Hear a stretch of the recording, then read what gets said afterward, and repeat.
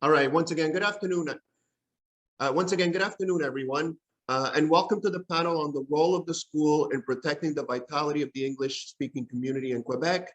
And thank you for attending this panel. This panel is part of the Education and Vitality Forum, an event of the Interlevel Educational Table, which is a committee of Concordia's Quebec English-speaking communities research network, and funding for this forum is provided by the Secrétariat aux relations avec les Québécois d'expression anglaise. My name is Tino Bordonaro, and I am the chairperson of the Advisory Board on English Education. The mandate of the Advisory Board is to advise the Minister of Education on all matters affecting the educational services offered in English elementary and secondary schools, as well as adult and vocational education centers. The vitality of the English-speaking community in Quebec is important to the Advisory Board, as evidenced by the brief that was published in 2016 and that is available on the board's website. The board's website address will be posted in the chat briefly. The presentations in this panel will address the important role that the local school plays in maintaining the vitality of the English community, especially in Quebec's regions where the school may be the only accessible English institution. The vitality of these English-speaking communities rests on 4 pillars, and they are the presence of a school in the community, active community involvement and support, access to jobs, and the ability of job seekers to function in both French and English. Each presenter will address 1, 2, or 3 of these pillars. The first presenter is Debbie Horrocks. Debbie is a director of the Provincial Resource Team at LEARN, supporting the development of Quebec's community school network, known as Community Learning Centers, or CLCs.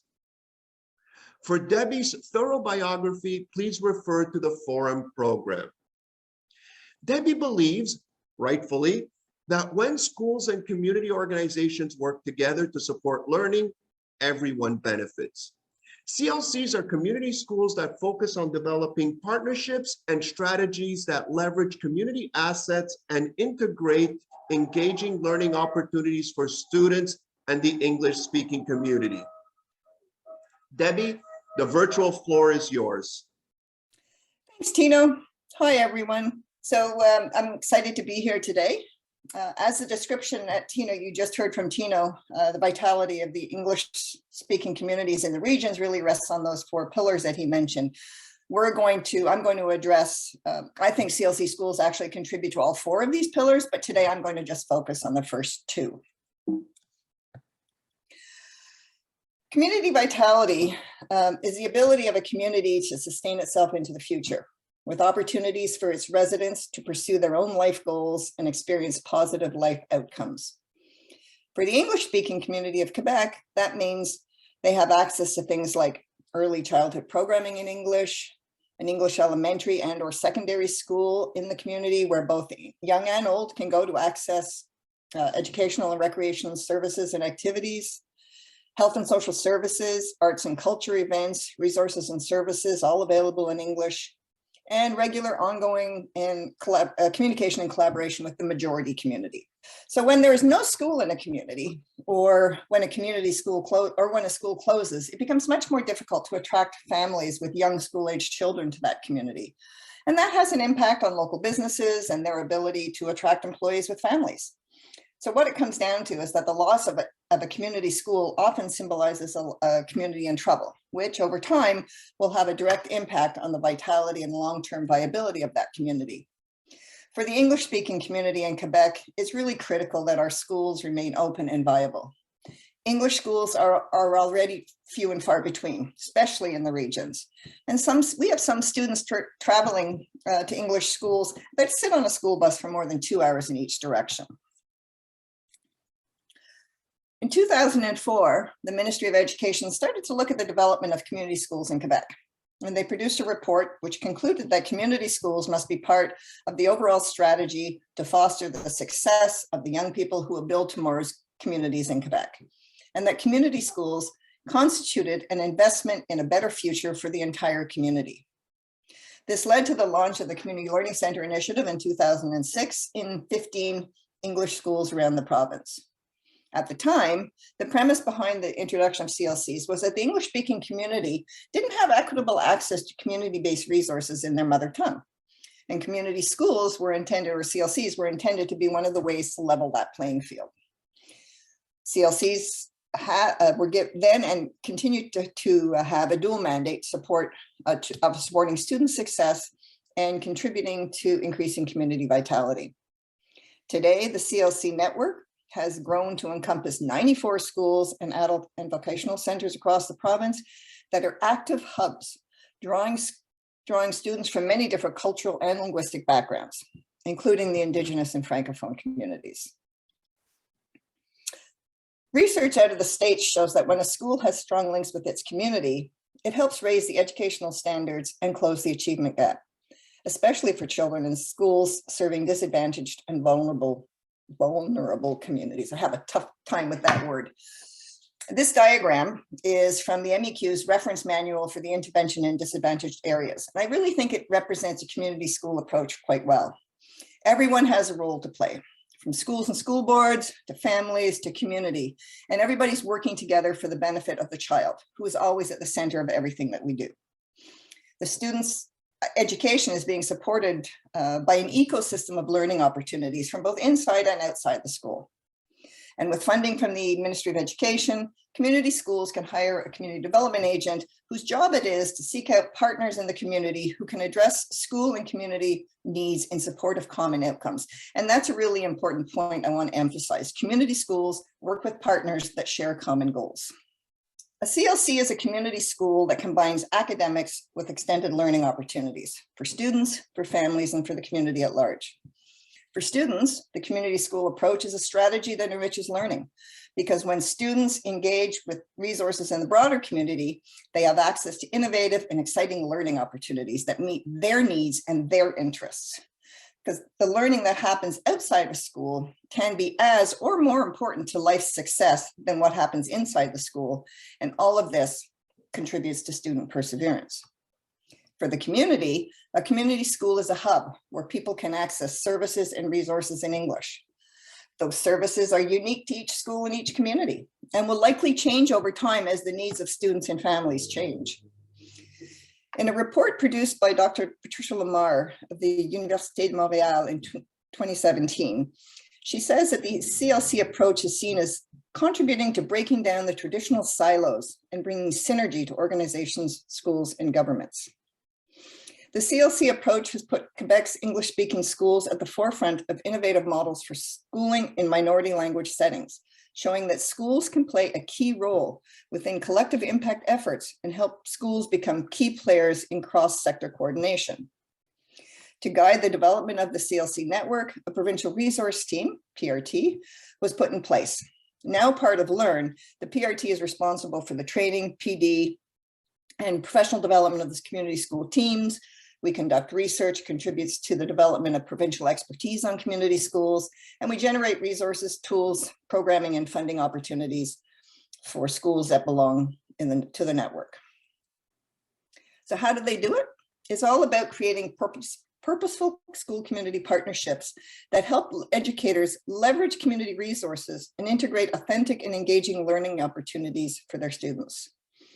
This contributes to improving the school climate and increasing student engagement, which in turn often leads to decreased absenteeism, suspensions, substance abuse, and bullying.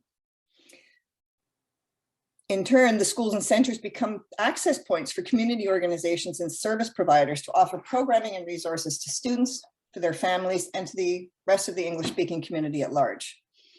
It's also important to note that the CLC approach looks different in each school and in each school board because it's tailored to the specific needs of the local schools and communities. So each community school adapts to their own unique challenges and needs. So what's the intersection? How do CLCs or community schools contribute to community vitality? Well, 19.2% of English-speaking children between the ages of 0 and 5 are living beneath the low-income low income cutoff, or what we used to call the poverty, below the poverty line. CLC schools are developing early childhood programs to support families and communities and ensure they have the resources to support their child's development. Learn's Goodnight Bag project supports early childhood learning, reinforcing the learning link between homes and school, and contributes to better health and wellness and early literacy outcomes. With the recent introduction of the K4 program, this resource is helping schools make the transition to school easier for young families in their communities. In January, the project is going to be expanding to include a bilingual aspect. So basically introducing French to young English-speaking families at a very early age. CLC schools are also focused on increasing cooperation and collaboration with the Francophone majority. One project example would be the family edition of the Linguistic Risk-Taking Passport. It encourages youth to develop their second language skills outside the classroom and build their confidence to speak French with the help of their family and their community. The improved coordination and collaboration between two language groups is fostering a culture shift that is helping rejuvenate the community's engagement with their school and the growing community presence and sense of belonging.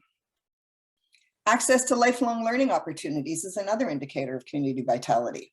Community members need to have access to educational extracurricular activities in English. Integrating intergenerational programming into CLC schools has contributed to increasing the well-being of our seniors, reducing the stigma associated with aging and discrimination against older adults. But more than that, intergenerational mentoring opportunities support youth development.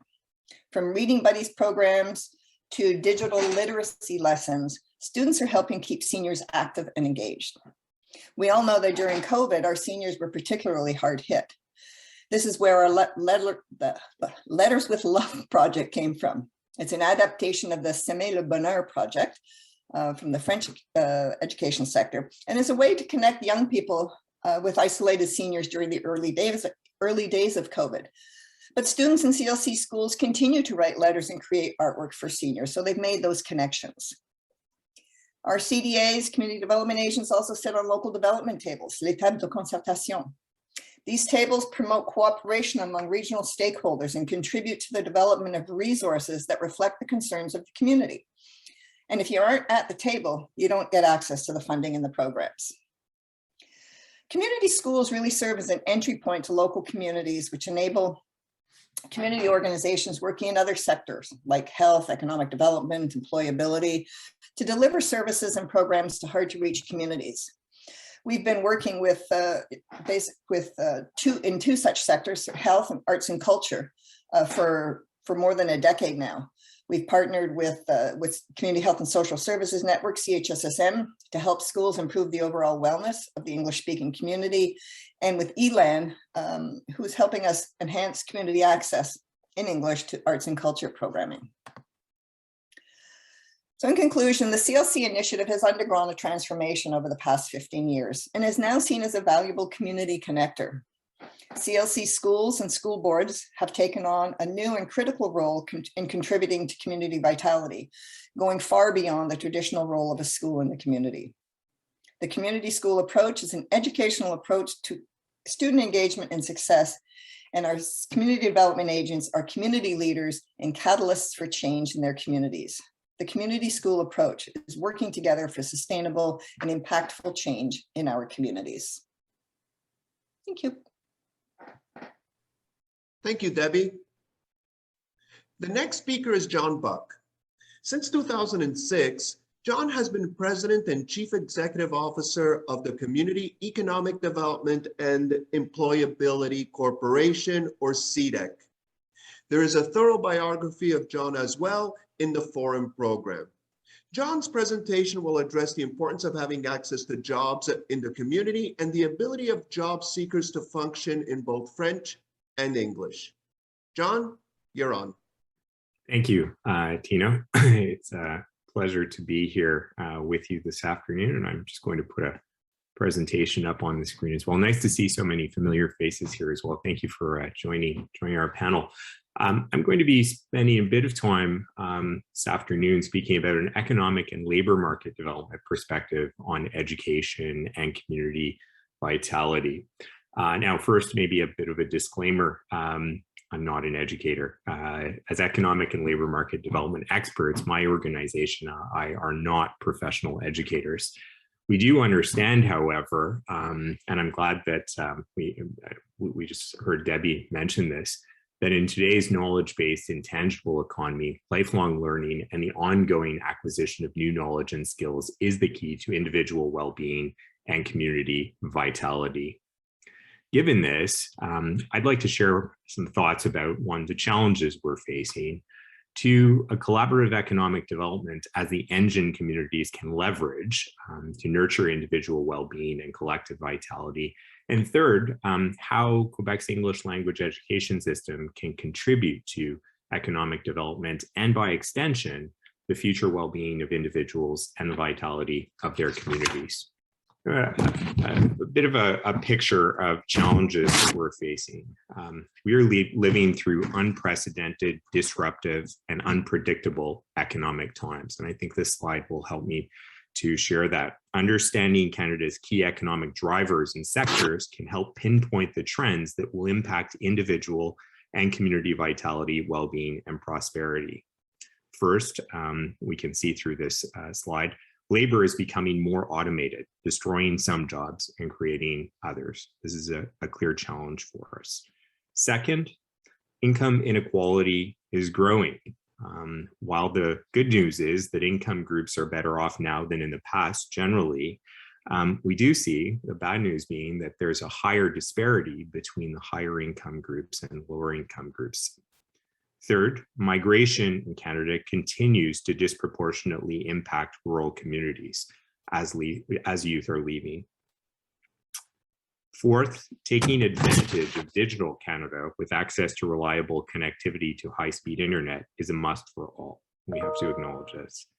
And fifth, of course, the green economy. While climate change is immensely important and a reality for us, it has put a strain on Canada's energy sector. We can see through this week, in fact, the importance of transitioning to the green economy through the summit that's being held in Glasgow. But we have to acknowledge as well that that's accompanied by some bumps in the road as we make this transition. And the transition is easier for some than it is for others.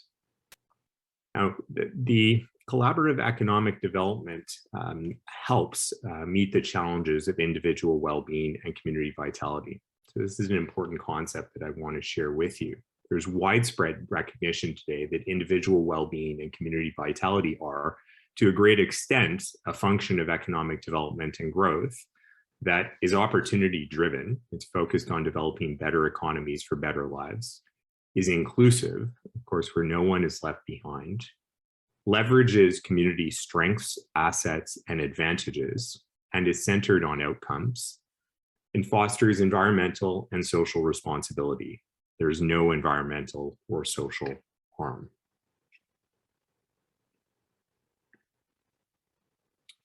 The role that English language education can play in regards to collaborative economic development and therefore to the future well-being of English speakers in Quebec and the vitality of their communities. Well, one is to take the initiative and responsibility to ensure that as a core institutional component of the English-speaking communities of Quebec, the English language education system take a more comprehensive and integrated approach to lifelong learning in both urban and rural settings.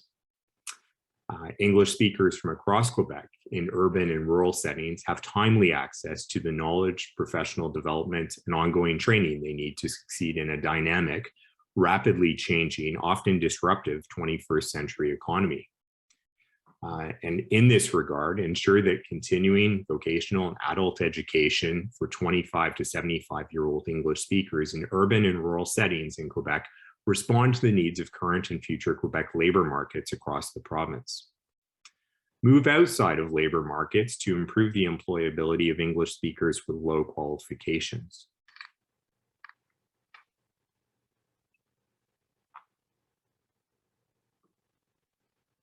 Continue to take the initiative and responsibility to ensure that English speakers in Quebec have core literacy, numeracy, scientific, interpersonal, communication, and digital skills to achieve their goals.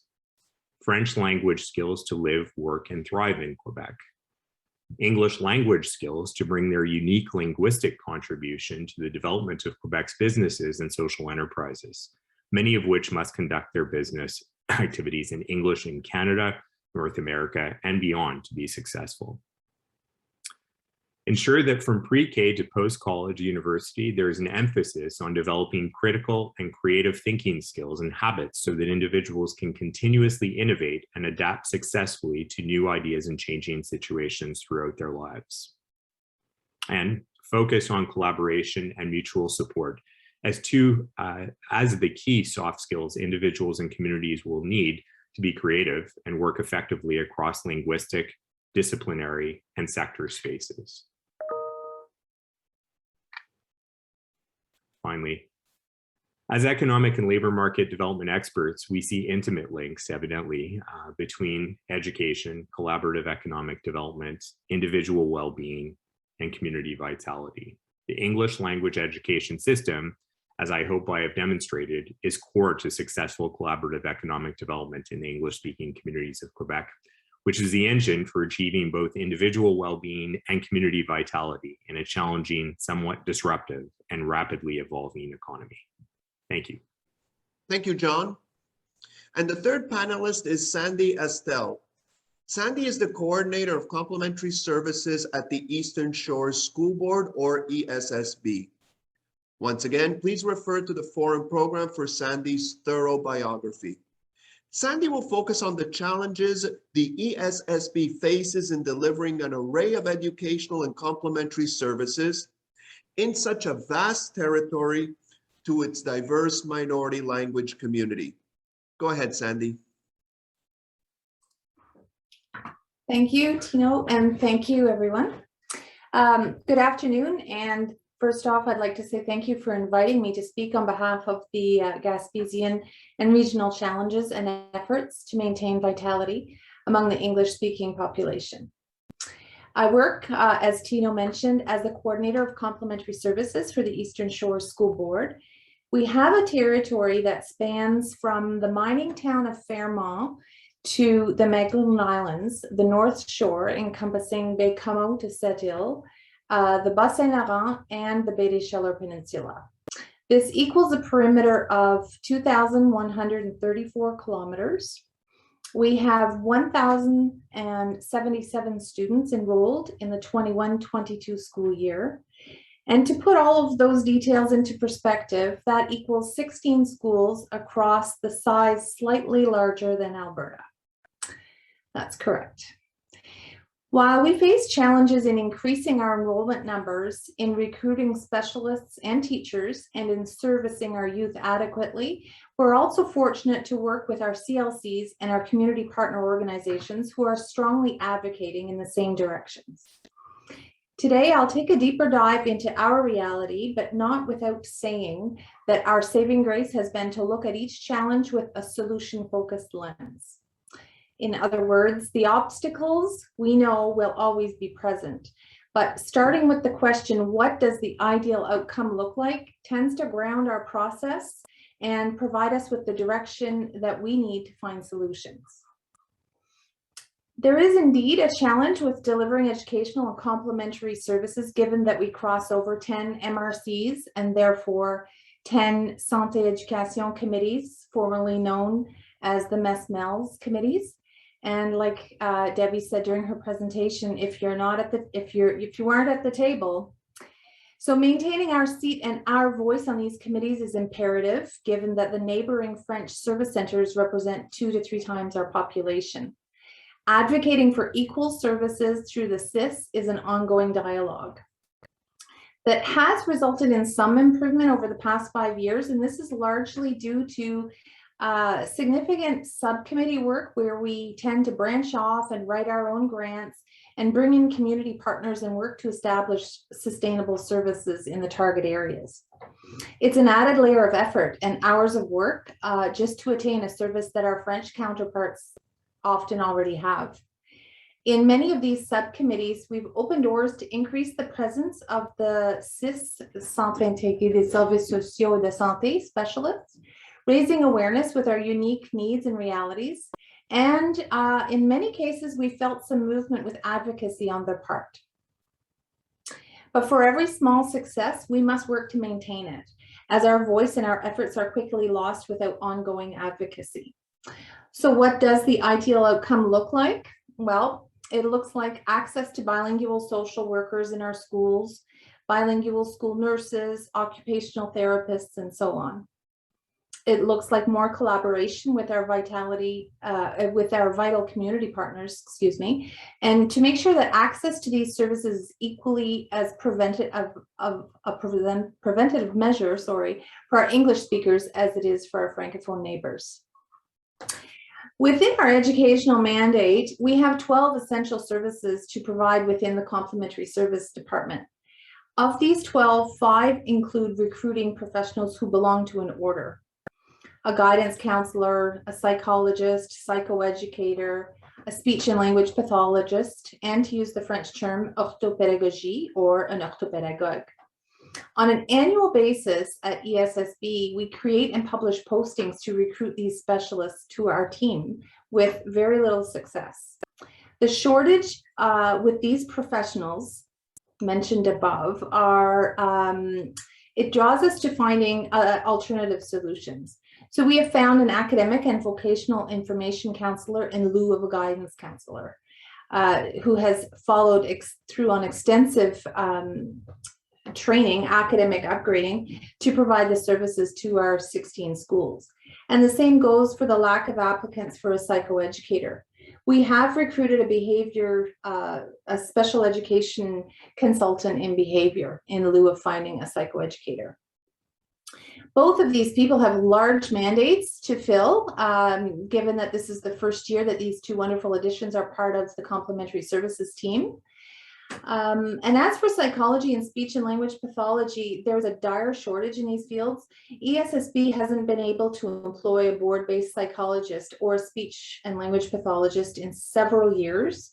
So we resort to accepting outside contracts for those services. It isn't a bad alternative because we are able to respond to the most pressing needs, but we hope to move toward a more preventative approach within the next 3 years.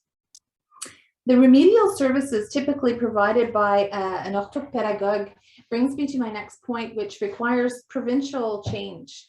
The specialist degree taken by an orthopédagogue doesn't exist in our English universities. So that limits our access to these much needed professionals. Perhaps we can have our English universities offer this specialty and increase the odds of recruiting more orthopédagogues to our schools. This section of my presentation cannot go without mentioning the fantastic support, training, and professional development that we receive through the Centers of Excellence. The 9 English school boards are basically blessed with accessibility to these centers, be it virtual or someday hopefully back in person. Covering all complementary areas: autism, behavior, language, pathology, physical impairments, and mental health. Their partnerships and expertise are a vital service to our school teams. The Centers of Excellence are located in the Montreal area school boards, but they are literally our closest English-speaking expert advice, which is a 10-hour drive from my office. But they remain our closest. Once again, what would be the ideal outcome? What would it look like? Well, it would look like a team of qualified professionals to service our youth and support our school teams, be present in our schools and collaborate amongst each other. Instead, we've developed strong ties to the centers and have found creative ways to bring evidence-based practices to our classrooms. The Gaspésie-Île-de-la-Madeleine has a minority of English-speaking citizens. Among all Canadian minority language populations, the English speakers of the Gaspésie-Île-de-la-Madeleine were statistically at the lowest socioeconomic status in the country. Therefore, the highest rates of poverty and the lowest employment rates. These are the families that we serve. Our schools are the safe place where education and socialization are a fraction of the services that we provide. Our obligations to these families is multi-layered, and we can't do it alone. Our schools definitely have the need for CLCs and close-knit partnerships with community organizations. to provide everything from cooperative daycares, community gardens, collective cooking, and the list goes on. Partnerships with community groups such as CASA, Family Ties, Vision, CAMI, just to name a few, are often our lifeline to bridge the gaps. So what would the ideal outcome look like? Again, I believe it would be with continued financing support to maintain our CLCs and our community organizations, and of course, our English school boards. Many of our schools service a tricultural student and family base. Our Bay Area schools along the South Shore of La Gaspésie, for example, have an Indigenous population of up to 70%, while 75 kilometers away, another school has 70% French mother tongue student base. We have an obligation to provide culturally relevant pedagogy and complementary services that match everyone's needs, and we feel that a solid foundation of understanding our cultures is a pivotal step in maintaining community vitality.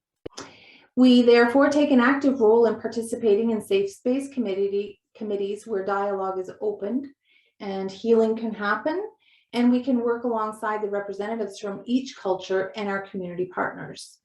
We also pride ourselves in offering enriched French in 5 of our elementary schools and 3 of our secondary schools. By enriched French, I'm referring to somewhat of an immersion program whereby a percentage of the day of certain subjects is covered in French.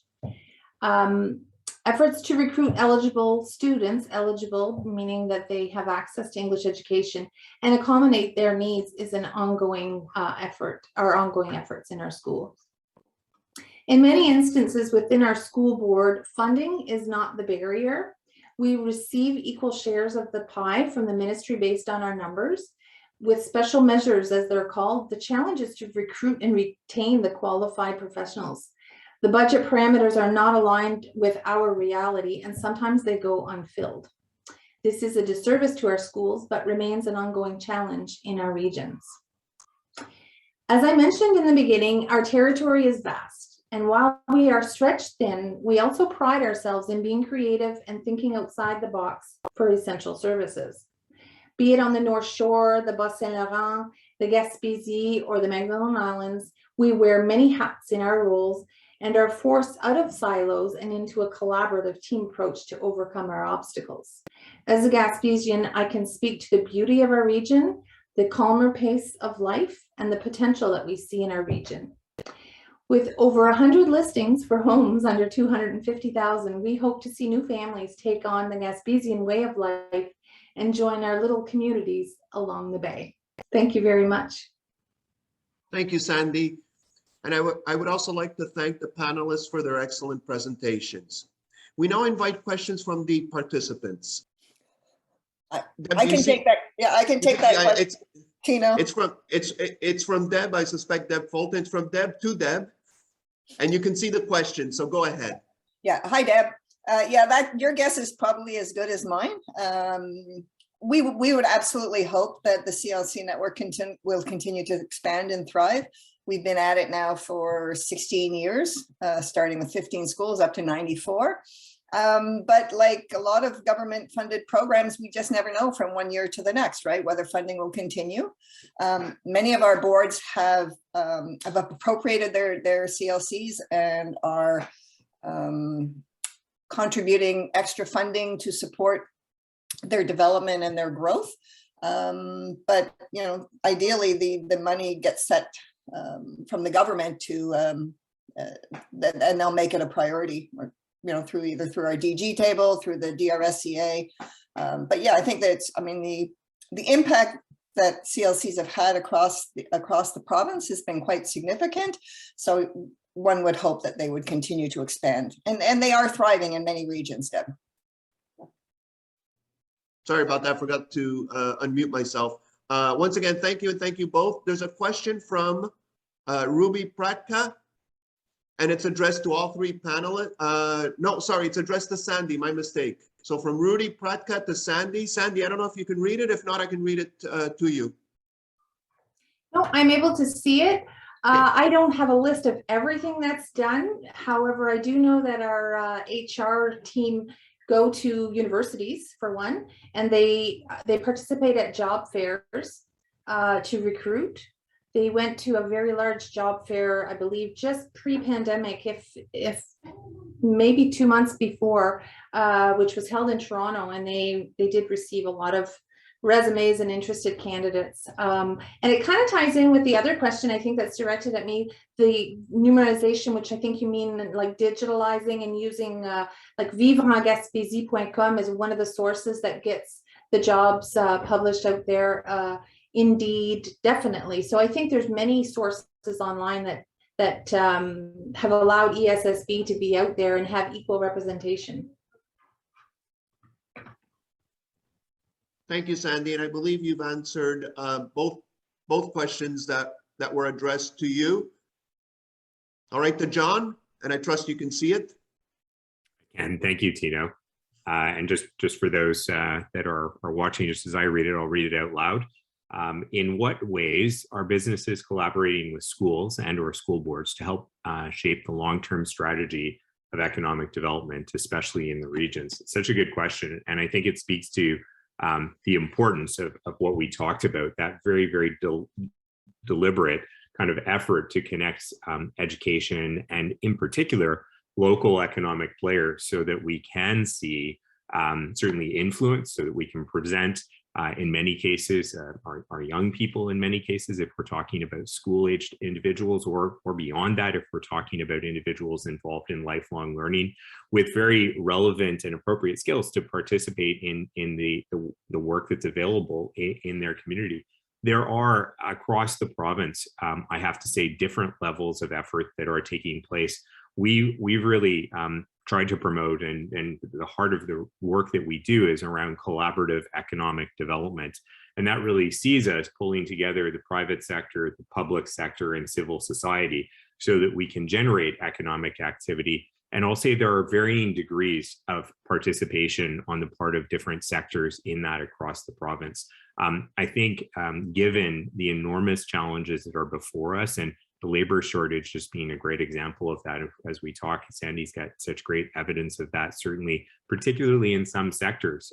We see enormous opportunities for collaboration to happen in that space. What we have found frequently, and we have a few kind of prototype events happening throughout the province right now, what we find often is the English-speaking community does have the capacity, does have individuals with the correct skills and competencies to fill jobs that are available, but the marketplace isn't aware that these individuals are present and isn't able to access them in ways that would allow them to engage right away. And so we're seeing, just broken communication in some cases, missed opportunities there. In other cases, we have individuals without work, and we have work that needs to be done, and there needs to be an appropriate level of skills development, of opportunity for these individuals to obtain the learning that they require. And that's where I think we see tremendous opportunity with the school system in particular to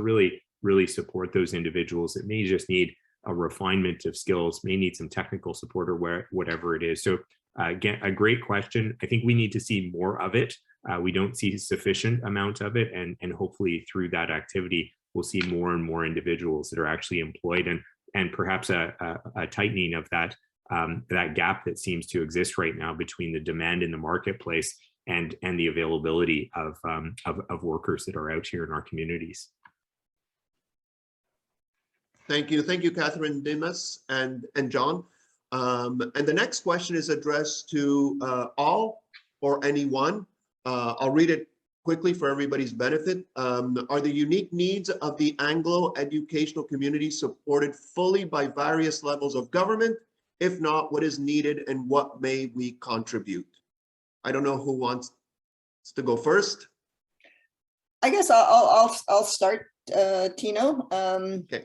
Yeah, I dare you. Thanks, Deb. Yeah, I would say we have really great support from our school boards and from the English education community. We work very closely with our Francophone partners in many communities. That doesn't seem to be the problem. I wonder, but at the various levels of government, We in the past have had great support from our federal government, certainly through official languages. Quebec government's always a bit of a challenge. Even more so, I would say these days with Bill 96, there's more challenges that are going to be facing us, but we have a good relationship with the people at the DRSCA, and don't ask me what the acronym stands for. I'm sure somebody here knows it, but we have a great relationship and they're highly supportive. So various levels of government do support the work that we're doing in the community learning centers. Could it be better? Absolutely. You could always want a little more support, right? Perhaps I can just weigh in just from the perspective of someone that evidently has an opportunity to interact and work a lot with government, but also spends a lot of time working with other sectors, working with private sector and with civil society, not-for-profits, associations, foundations, and what have you. And I would just suggest that regardless of the level of government support at all levels, as was asked in the question, I think one of the opportunities for us is increasingly to look to some of those other sectors for collaboration and support. And I look to so many instances where we have chambers of commerce, for example, that engage with classrooms, engage with schools, and talk about what we anticipate will be opportunities in this community in a few years from now, or what our existing needs are right now. And that can be tremendously inspiring for young people that may not even realize that there's an opportunity right next door to them. And that's more and more so the case now as we start to think about this digital environment that we live in, regardless of how isolated we are, regardless of how distant we might be from massive urban centers where so many privileges like universities and colleges often exist. For example, the internet is a great way for the playing field to become equalized. And we're seeing, as long as someone's if they're on the moon and they have an internet connection, they're just as accessible as someone who is in a large urban center. So I would just say, from my perspective, and governments are what governments are in terms of their support and policies and what have you. There are other sectors that I think we need to increasingly look to in order to ensure that the English-speaking community is able to thrive in the way that I think we all think it can. All right. Thank you, Deb, for that question. Debbie and John for answering. Is there any concrete and practical way in which you can see English community organisms helping English schools?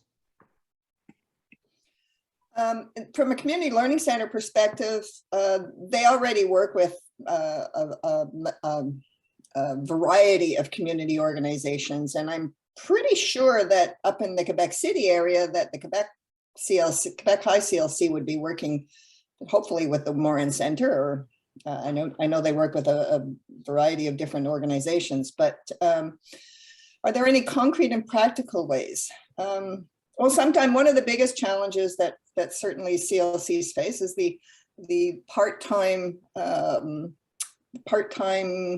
of our CDAs. Most of them are part-time employees.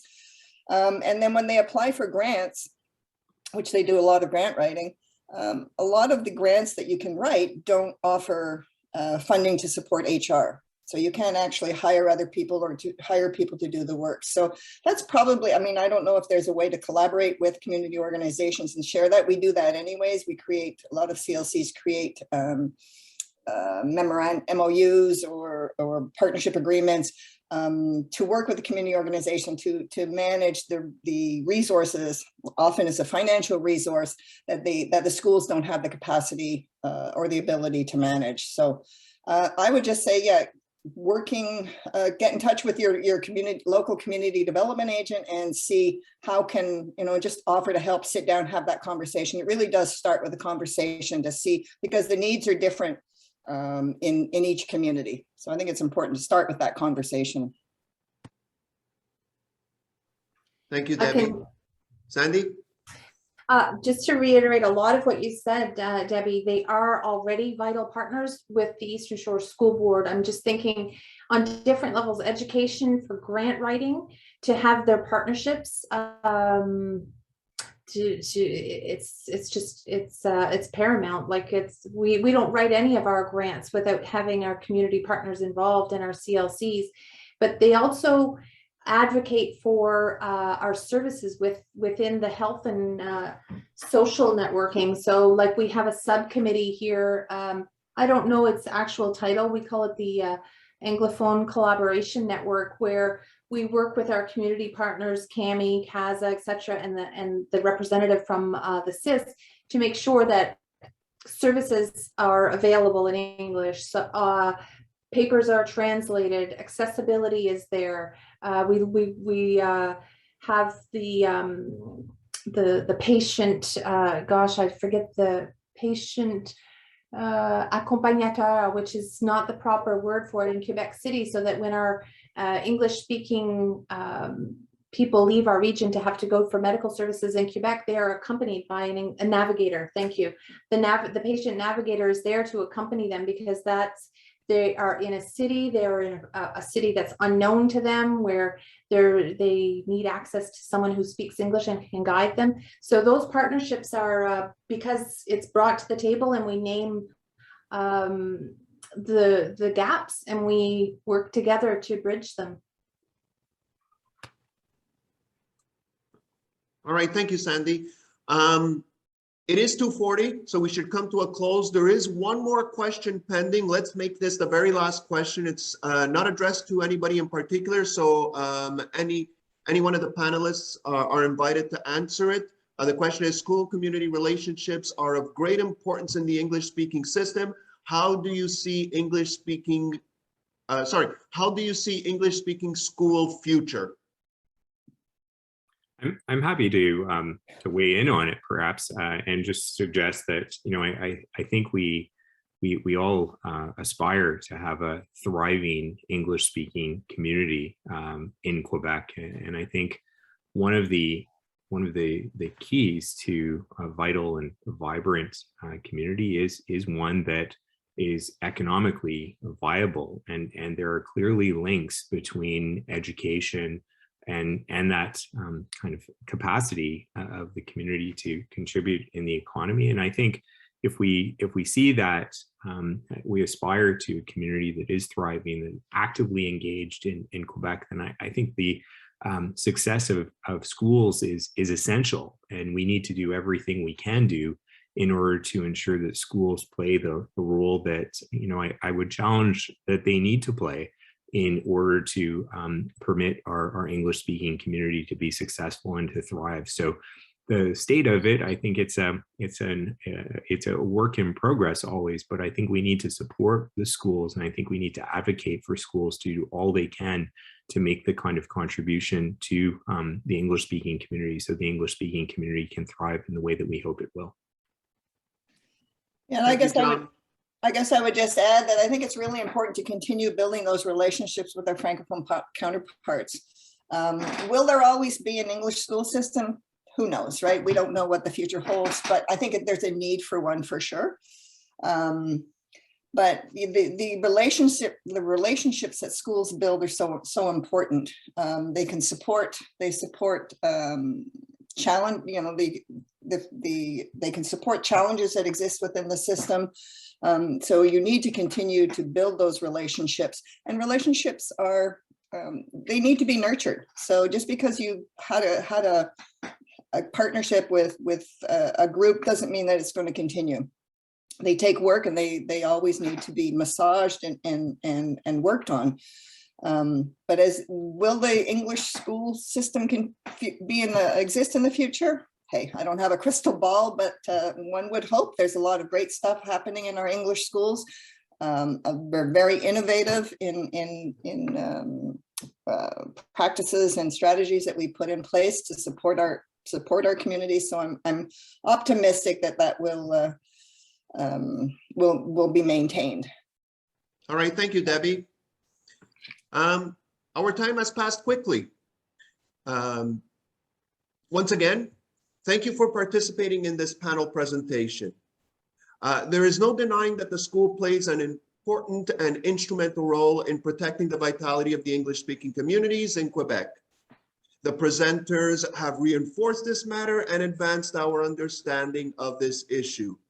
It is important to acknowledge the important role that the school plays in Quebec's minority communities and to support this role as it is essential in ensuring the vitality of our English remote communities. Once again, thank you for your interest in this issue and for attending this panel. Enjoy the rest of the forum. Keep well, stay safe, and take care. Bye, everybody.